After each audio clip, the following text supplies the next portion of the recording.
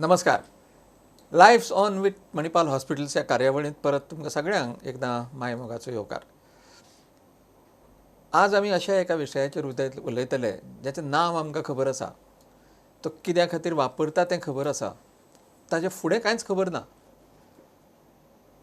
ती म्हणजे रेडियोथेरपी. आनी रेडियोथेरपी म्हळें की ती कॅन्सराक लागून आसता हें नव्यान सांगपाची गरज ना. पूण आमी तितलेंच जाणा, पयलीं म्हणटाले की ताका एक्सरे दिवपाची ट्रिटमेंट सांगले म्हणून. तेन्ना रेडियोथेरपी हो शब्द कोणाक खबर नाशिल्लो, रेडिएशन हो शब्द खबर नाशिल्लो. एक्सरेची ट्रिटमेंट म्हणून सांगताले. पूण ती एक्सरेची ट्रिटमेंट म्हणजे रेडियोथेरपी. पूण रेडियोथेरपी म्हणजे कितें? थेरपी म्हणजे ट्रिटमेंट, पूण रेडियोथेरपी म्हणजे कितें तें जाणा जावंक जाय. कित्याक आज जशें जशें जग फुडें वता, नवे नवे संशोधनां जाता मेडिसिनान, त्या बरोबर दुयेंसांक ट्रिटमेंट पद्दत बदलता. आनी तशी रेडियोथेरपी पयलींची आनी आतांची हातूंत खूब फरक आसा. तर ह्या रेडियोथेरपी डिपार्टमेंटाचे हेड मणिपाल हॉस्पिटलांतले गेलीं 4 वर्सां हांगा आसात. ते डॉक्टर गुंजन बैजल आमचे कडेन आयल्या आनी तांचे कडल्यान आमी हें जाणून घेवया. Doctor Baijal, nice to welcome you here in this program. Thank you so much. Thank you so much. Now, tell me one thing. How is this word radiotherapy has come? What has radio to do with that? Exactly. It's a very good question. And as you were introducing, you said that X-ray treatment. So, in a way, it is correct because earlier days what we used to use were superficial X-rays to treat this. But now the ambit of radiotherapy has become very big. So, we not only use X-rays or photons or gamma rays, but we also use particulate radiations like electrons for the treatment of cancer.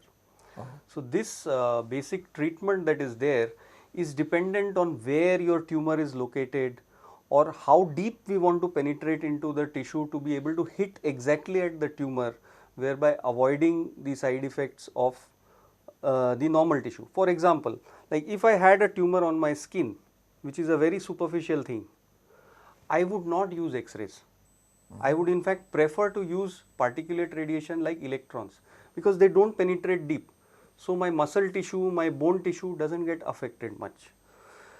Apart from that, the ambit of radiotherapy is not only between these 2-3 words, it is also the technique. Earlier days what used to happen is we used to just put 4 marks, treat this particular area and give the radiation. But now with the advancement in modern science, the advancements like CT scans, MRIs and our newer machines, we are able to fuse all this technology and give very advanced treatments. Say like we can give 3-dimensional conformal radiotherapy in which we visualize the tumor in a 3-dimensional aspect through CT scans and MRIs and then direct the beams over there to treat that particular area. If we want to become more concentrated and treat just around the borders of the tumor, we would use what is called intensity modulated radiotherapy or image guided radiotherapy to see that this radiation is delivered in the right place. And now in fact the new buzzword in radiation therapy is what is called stereotactic body or stereotactic radiosurgery, in which what we are trying to do is not only give that same dose every day to the tumor, but raise the dose that we are able to deliver. So, with this stereotactic kind of treatment, what earlier we used to give a measly 2 gray or 1.8 gray every day, now for many tumors like isolated lung tumors or bone tumors or brain tumors, we are even able to go above 4 grays, 8 grays. In fact, one of the patients we even treated 17 grays in a day. So that brings me to another important question. See, oncology is the science or medicine of cancer. Now, what is this radiation oncology? Again, interesting question. Radiation oncology is not different from oncology at all. The only thing is that as science advances, or now suppose you were doing work in an office and you had only 5 files to see, probably you were sufficient as a single person. But if you had to supervise the work of 500 files, then one man is not enough. Similarly, in oncology, as science advances and our gamut of work or our gamut of expertise increases in each field, we need to divide it amongst various specialties. So, as cancer, earlier we used to see that over the time we have seen that the treatment of cancer rotates between surgery, chemotherapy and radiation therapy. Correct. With surgery and radiation being very important for the control of the primary tumor and chemotherapy being important for control of spread in other areas. So now when you have so much of work and so much of specialization, you need to focus in one area. So all the oncologists, be it the surgical oncologist or the radiation oncologist or the medical oncologists, are specialists in the field of cancer by themselves. Oh. But amongst these three specialties, each one has picked up that I am going to solve the red files. So that is the surgeon. Surgeon only does surgery. The medical oncologist will only give chemotherapy and the radiation oncologist will only give the radiation. Oh. So that is how we divide. So radiation oncology is the science of treating cancer or diagnosing cancer and then treating it with radiation. Now suppose a patient comes to me and I find that this person does not require radiation or requires radiation a little bit later. First he requires some other treatment in the form of surgery or chemotherapy.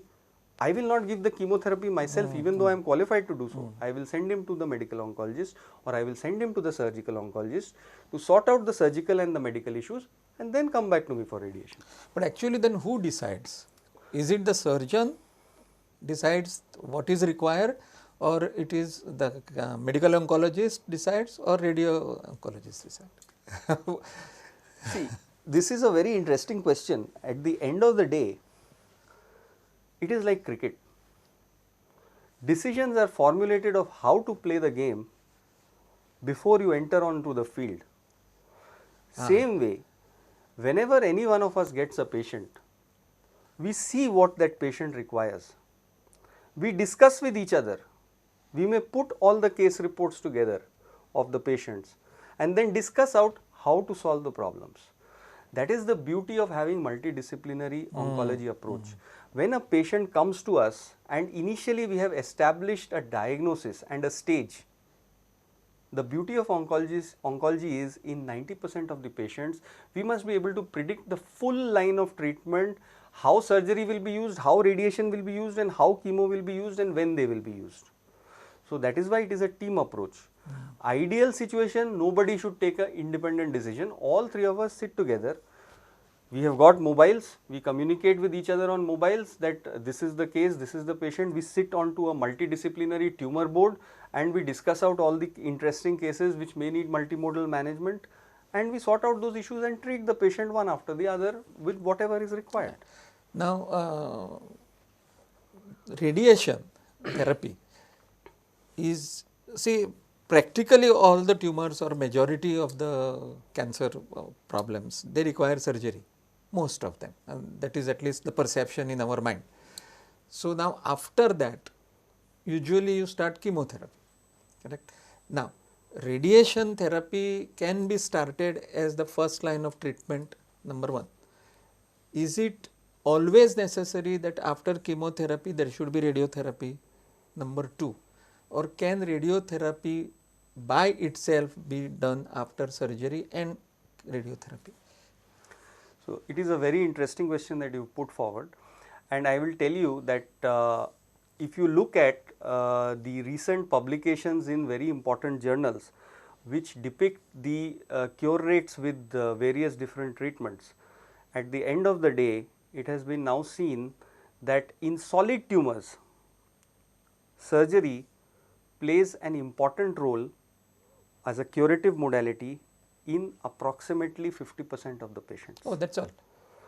Radiotherapy has a curative role in 40% of the patients. Oh. And chemotherapy as a curative thing has a role only in 10%. Oh. Now, but each one has its role. Say for example, in a tongue CA, the first treatment would always be a surgery.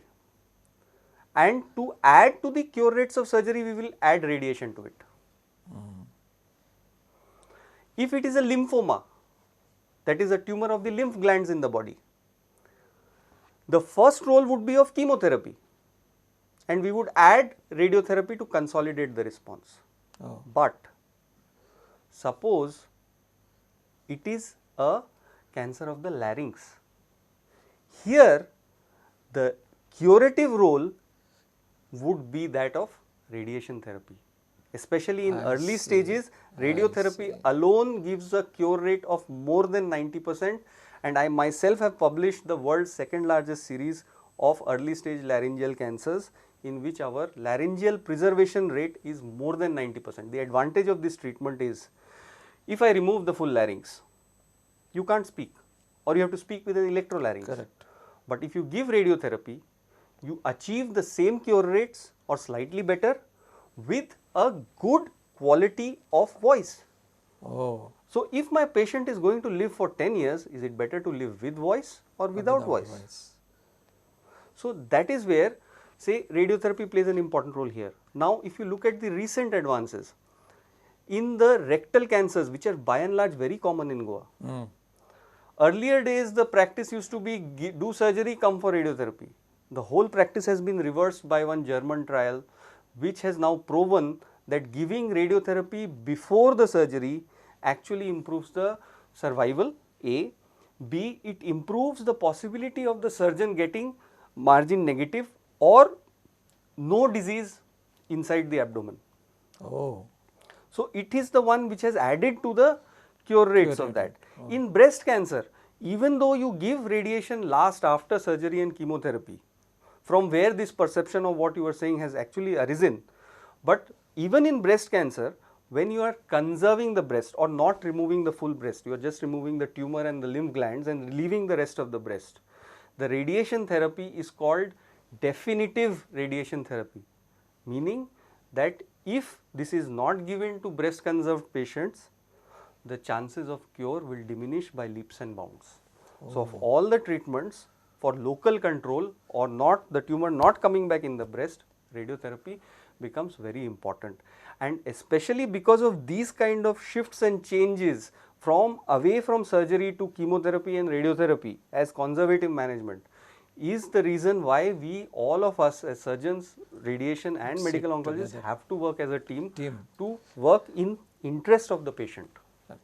Now, see, cancers are so many types, they occur at so many places. Now, can you just tell us the cancers where radiotherapy is a must? Okay. Number 2, those cancers where radiotherapy is not required. Okay. Again, this is a very difficult question for the simple reason that each and every cancer there would be small indications of giving or not giving any kind of treatment. No, say some which just don't require. Yeah. So, probably very early grade brain tumors you can avoid radiation, but the higher grades after surgery radiation is a must. That is grade 3 and grade 4 especially, it is a must, that is in brain. Now, coming down to the head and neck, if it is a very early stage tongue tumor or a lip tumor or a buccal mucosa tumor where surgery has been done properly by a qualified oncosurgeon, you can probably avoid the radiotherapy if there are no high risk features. High risk features in the sense lymph nodal involvement or perineural invasion or lymphovascular, these kind of things. If they are not there, you can avoid, but if they are there, you have to add on radiation. In radiation therapy is the way to go for any tumor which is on the posterior part of the tongue or any tumor in the anterior part of the mouth which is inoperable or has remained inoperable after giving some chemotherapy. Radiation therapy is the way to go. Nasopharyngeal tumor cannot be touched with surgery much. Radiotherapy is the primary stay of management. Laryngeal tumors, tumors of the voice box, it is a must. Early stage tumors of the lung, you have a choice between surgery and radiation therapy, one of the two. Okay, and then coming to breast, conserved breast, radiation is a must. Rectum, as I have already told you, rectum definitely yes. In colon, generally upfront treatment we do not prefer, that is in the large part of the large intestine we do not give radiation, or in the small intestine we do not give radiation. The main reason for that is because the intestine is mobile, We cannot focus on something which is so fast and highly moving. So we have never tried in that ways. Ovarian cancers, radiation is not a must. Cervical cancers, that is the mouth of the uterus, radiation is the primary stay of treatment, starting from stage 1 to stage 3 and in some cases of stage 4. Radiation therapy with small doses of chemotherapy is the way to go with regards to the cancers of the mouth of the uterus. So breast, cervix, head and neck, it is the way to go. Rectum, it is the way to go. Colon, even if you tell me, probably I will not treat, and small intestine, probably I will not treat. Well, now, see, at one side we say radiation causes cancer. Correct. We hear so many things about Chernobyl and all. So, and then earlier we were told to go into for an X-ray, the technicians were there, you have to wear a apron, otherwise it would cause cancer, they would say. Second, you have radiation cures cancer or radiation treats cancer. So, what is that exactly? When it causes cancer and when you can treat cancer? Very frankly speaking, even see the literature that is there on this issue, even sometimes when we as radiation therapists, we also treat benign disease, not only cancer. In that particular situation, when we are delivering this kind of radiation, we always take a consent that there may be a chance of second cancer in this patient. This is only important because radiation carcinogenesis happens when you have exposure of the X-rays or exposure of low dose X-rays and other things over a very long period of time. So it is an important thing to know how long have you been exposed, because these people whom you talk of in Chernobyl and this other nuclear disasters have been exposed to those fumes and things for a very long time. But for the treatment of CA, what we are doing, we are exposing you for a very short period of time of maybe about a month or so. So the chance of your developing CA with this kind of a modality is less than 1%. Vis-a-vis your cure rates which are greater than 50%. So what is the benefit? And secondly, say now we have some patients of head and neck who come say later with an esophageal CA. This is not radiation caused cancers. These are field carcinogenesis by the use of tobacco and alcohol. Because tobacco and alcohol travels from the tip of your nose to the way down to your stomach and your lungs. So anywhere in this tract you can have multiple cancers by the use of these. So it is not really radiation. हाजो अर्थ असो की रेडिएशनान cancer जाता अशें खंय तरी वाचून खंय तरी आयकून ते रेडिएशनाक भिवून वचपाची गरज ना. तुमी रेडिएशन कितल्या वर्सां तुमच्या आंगाचेर ते एक्सरेज येवन पडटात किंवा ते रेज येवन पडटात तेन्ना ते ठरता. खूब जाण भितात की ना रेडिएशनान कॅन्सर जाता आनी म्हाका ती एक्सरेची ट्रिटमेंट सांगल्या म्हाका भंय दिसता अशें म्हणून फाटीं सरतात. तशें फाटीं सरपाची गरज ना. कॅन्सर खंय आसा, ते रेडिएशनाचो डोस कितलो, तुमकां कितलो वेळ दिवचो, हें सगळें ठरोवन तो दिता. म्हणून ताजे दुश्परिणाम कांय जायना, फाल्स कांय जायना ताणें. नाव with chemotherapy there are side effects to the patient, like say there is vomiting, there is nausea, loss of appetite, malaise. So are there any side effects with radiotherapy also? Yes, there are. I will not deny that. So from the point of radiation, we divide our side effects into two parts, that is acute and late. The acute ones are which happen during treatment, and the late ones are which may happen sometime after treatment as well.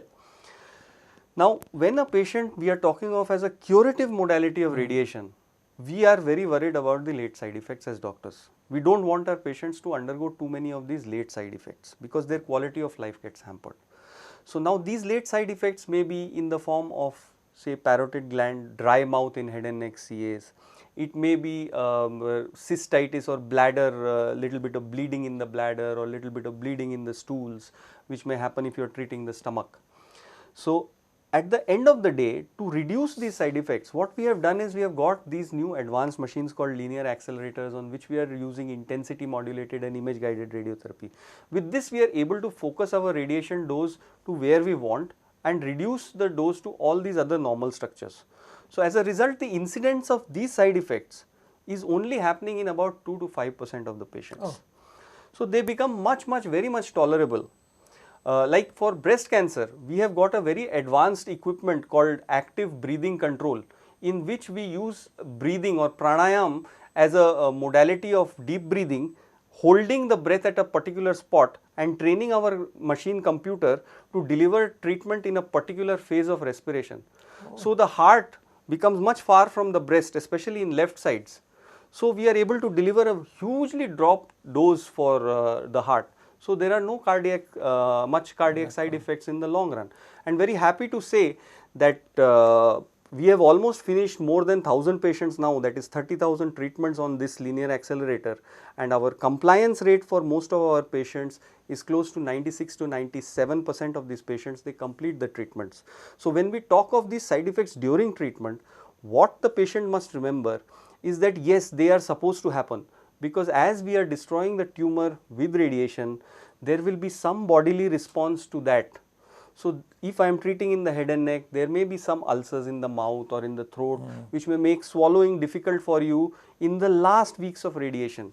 But with some supportive medications, good counseling and your own willpower, you are able to make through, and after 3 to 4 weeks of the treatment, these side effects reduce drastically and you are more or less able to come back to your normal pattern of life. And this is proof of this principle is that 96% of our 1000 and more patients actually complete treatment, and then most of them are doing well. Great. Now, the last question. Radiotherapy of any kind and for any tumor, is it a OPD procedure now with your new machine? Yes, or it is. do you patient has to be admitted? Yes, as for our purpose of treatment, it is essentially an OPD basis treatment.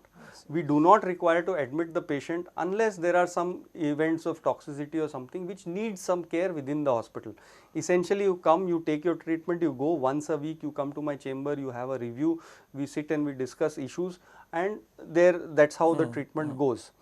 But for some things, like if you have a medical insurance or some public health insurance, especially the Deen Dayal scheme, which has really helped the patients of Goa get good decent radiation therapy on such expensive equipment, for a normal man this kind of equipment is not really affordable. But with the Deen Dayal, it is almost free of cost for most of our patients. So that is a thing. So for these insurances, if short periods of admission are required for claims, then that's what we do. Otherwise, it's an OPD Otherwise, procedure. it's an OPD procedure. Absolutely. हाजोच अर्थ असो की नवी मशिनां मणिपाल हॉस्पिटलान आयल्या, ताका लागून आतां पयलीं सारकी ते एक्सरे घेवप किंवा रेडिएशन घेवप हे पयलीं सारकें किटकिटीचें उरूना. तुमी वचपाचें थंय, डॉक्टराक मेळपाचें, तो सगळो एकदां प्रोग्राम ठरलो की त्या त्या दिसा वचून एपॉयंटमेंटाच्या वेळार घेवपाची आनी थोड्या वेळान परत घरा येवपाचें. चुकून कितेंय जालें जाल्यार एखाद दुसरो दीस तुमकां रावचें पडटा. आनी दुसऱ्याक खंय कॅन्सर जाल्लो, ताका कितें दिल्लें तें म्हाका दिवना अशें म्हणपाचें ना.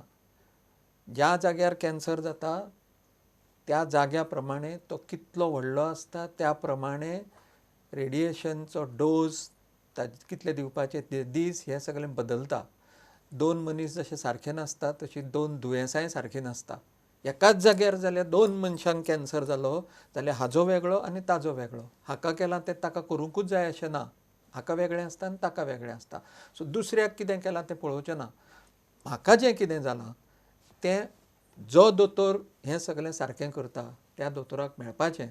आनी आज ज्यो नव्यो नव्यो संशोधनां जाल्या, नवीं नवीं मशिनां आयल्या, ताजो जितलो उपयोग आनी फायदो आमकां करून घेवंक येता तितलो आमी घेवंक जाय. पयलींचें सगळें घेवन बसपाची आतां वेळ उरूना. आतां मेडिसीन इतलें प्रोग्रेस जालां की आज जें आसा तें फाल्यां नासता, नवेंच कितें तरी येता. आनी दोतोर सगळें जें नवें आयल्या तें शिकतात आनी ताजो फायदो करून दिवपाक ते आमकां तयार आसतात. फक्त आमी तो फायदो घेवंक जाय. Doctor, it's nice, excellent information about radiotherapy, which is where we are totally unaware as common people. Thank you so much for spending your valuable time. Thank you so much. But once again, a message for the people. Yes, technology has advanced. We can cure and treat most of the situations. But even then, for absolute and good treatment and a very good chance of cure, the message is still early diagnosis and treatment leads to much better cure rates than a diagnosis at a later stage. Thank you.